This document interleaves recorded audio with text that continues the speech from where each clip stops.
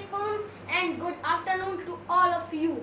My name is Laksh Vasudev Mulchandani and I am here to tell you about brain, and my next topic will be about heart.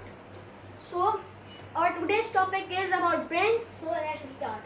For learning brain, we have to learn first of all nervous system. So what is nervous system? Nervous system is a system in which brain sends commands to our all five organs, arteries, veins, that how they can work. There are two types of nervous system. Central nervous system means CNS and peripheral nervous system means PNS. In central nervous system there are two parts. First is brain and second is spinal cord. In peripheral nervous system there are also two parts. First is somatic neural system and second is autonomic neural system. So our today's topic is brain, central nervous system, CNS.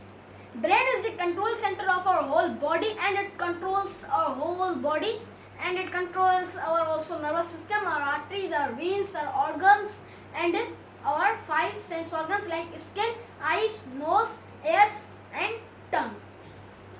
Our brain is covered with a layer called cranium, means skull. But it is in medical language we can also say it cranium, and its weight is 1.2 kg to 1.4 kg, and it is jointed with our face and with our all five organs, and its work is to protect our brain from damaging. So the human brain is made up of neuron cells, and there is more than 100 million quantity of neuron cells and human brain. There are three parts of human brains are as shown under. Parts of human brain. First is forebrain, second is midbrain and third is hindbrain. This is I also made a figure for you to make you understand easily, and also write the parts. Forebrain, cerebrum, thalamus, hypothalamus, pituitary gland, and hindbrain, pons, medulla oblongata, cerebellum, cranium, and in midbrain, tectum and tegmentum. So our nervous system is complete. I hope that you had understand very easily. So now our topic is forebrain. So this is the forebrain. For our forebrain is divided into three parts: cerebrum, thalamus, hypothalamus. Cerebrum is this upper part, and this is the biggest part of our human brain. It is divided into two cerebral hemispheres known as left and right cerebral hemispheres. I had also made a figure for you. Left and right cerebral hemisphere. Left cerebral controls right part of body. Right cerebral hemisphere controls left part of body. Means they are both opposite of each other. So it controls the left part of body. Two cerebral hemispheres are jointed by a layer called corpus callosum. There are two cerebral hemispheres, left cerebral hemisphere, right cerebral hemisphere, and they are jointed with a layer called corpus callosum. And our cerebrum's work is to think, to rewind, to solve any problem, to do action, to do emotionals. So this is his works. And if we are thinking, if we are solving any problem, if we are doing reading, writing, so we are using our cerebrum, the biggest part of the brain. And our cerebrum is covered with a layer called cerebral cortex, and its cortex is gray matter. And inside the cerebrum is made up of axons, and axons are of white matter. So our second part is thalamus, which is also considered in forebrain. Thalamus is a part downside the cerebrum. This is cerebrum, but there is thalamus downside the cerebrum. This is cerebrum and this is thalamus. And its shape is like oval, like egg, which is known as oval, and it take informations which goes to cerebrum. Cerebrum also do more than two works, that it collects the information from our all five organs: eyes, nose, ears, tongue and skin. It takes all information 5 sense organs, and then it rules on them that how you have to do the work. But thalamus controls the information which goes to cerebrum. It thinks that I can send this information to cerebrum or not.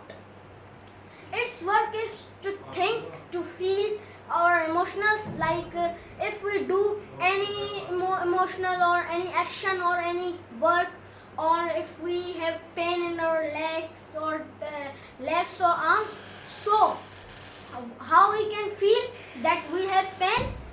Our thalamus makes us feel that we are paining it, we are loving it. For example, sad, happiness, pain, admire, fragrance, and etc.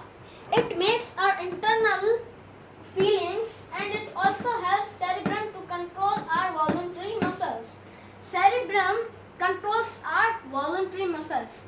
Now there are two types of muscles. First is involuntary muscle and second is voluntary muscle. Involuntary muscles are those muscles that works without our instructions, like brain, heart, stomach, liver, pancreas, glands.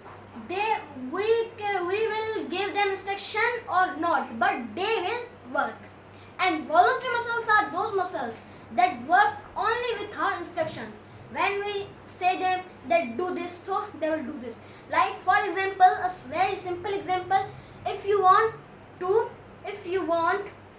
put your hand on your board, so if you want, then you put, otherwise not. So this is voluntary muscle. Our legs, hands, arms, face, eyes, these are voluntary muscles. And our internal organs that works without instructions, they are involuntary muscle.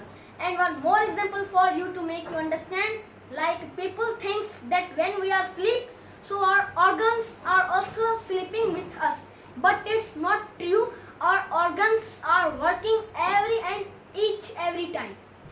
Our heart is beating every time, our stomach is digesting food every time, our brain is thinking every time.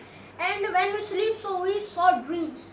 So how can we saw dreams? We can saw dreams from our subconscious mind. There are two types of minds. One is conscious mind and second is subconscious mind. Conscious mind is not very usable, but subconscious mind we use for many times, like we think. So, and you know that forebrain is also in subconscious mind, and subconscious mind can be also your friend and can be also your enemy. Subconscious mind work is that you can think. For example, that tomorrow you are in cycle race competition and tomorrow is your competition. If you think that there are many professional riders and I will lose the match, so really you will lose the match because you think that you will lose the match. And if you will think that I will win, so really you will win with the professional riders also, because your subconscious mind is your friend. So now hypothalamus. Hypothalamus is a part downside the thalamus. This is thalamus, this is cerebrum, but this is hypothalamus. It controls our emotions. Thalamus only makes us feel of emotions that you are doing it, but it controls our emotions. Like someone is crying, so he stopped the crying, or he cries louder. So who stop the crying? Who cries louder? Hypothalamus cry louder. The boy not cries louder or not release the crying. Like happy, sad, pain, love, and etc. Thalamus makes us feel of emotions, but hypothalamus controls our emotions. It also maintains our body temperature, that how degrees, how Celsius, how Fahrenheit we have in our body. It controls the hormones which are released through endocrine and pituitary gland. Pituitary gland is located downside the hypothalamus, and it releases the hormones for the human being growth, and hypothalamus controls those hormones that where I have to go there. So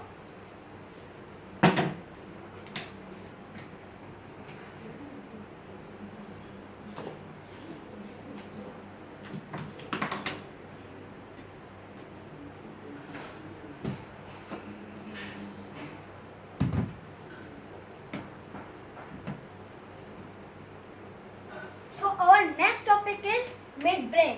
Our forebrain has completed, nervous system is completed. Next is midbrain. CNS means central nervous system. Midbrain.